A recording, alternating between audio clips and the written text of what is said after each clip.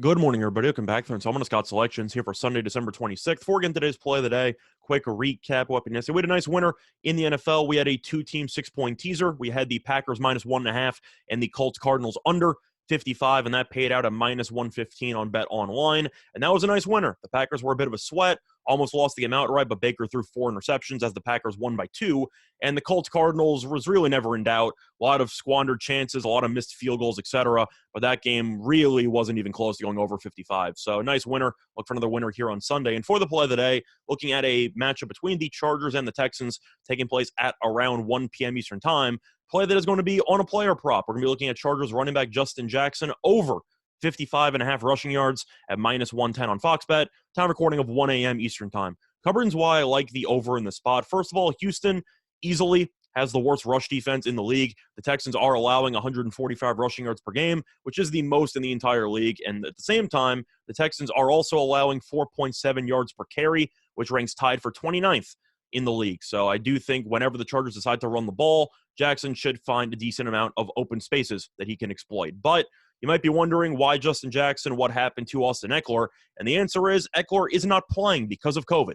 So with him being out, Jackson is expected to handle the bulk of the carries. And the reason why I do believe in that theory is because of the fact that with Eckler being a little bit hobbled last week against Kansas City, he didn't really play many snaps because of the injury. Justin Jackson actually led all Chargers running backs in snap percentage. He played 54% of the snaps, and in that amount of time, he ended up recording 13 carries for 86 rushing yards against the Chiefs. Plus, his long in that game was 22.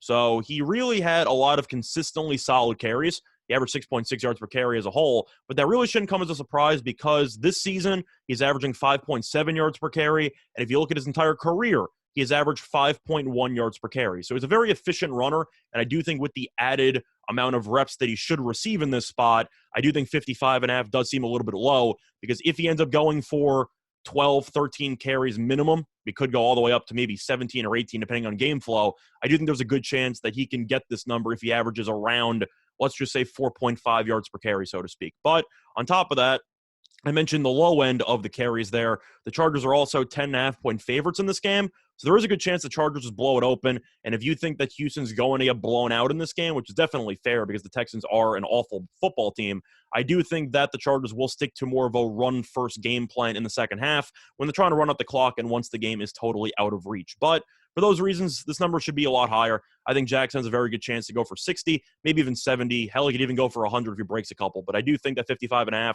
is too low for a guy who's going to be getting, I'd say, significantly more playing time than what he normally gets. And against the worst rush defense in the league, I do think this number is, let's just say, extremely valuable at this current point. So the play of the day, once again, here for Sunday, December 26th, is going to be on Justin Jackson over 55.5 rushing yards and minus 110 on Fox Bet. Bye, everyone.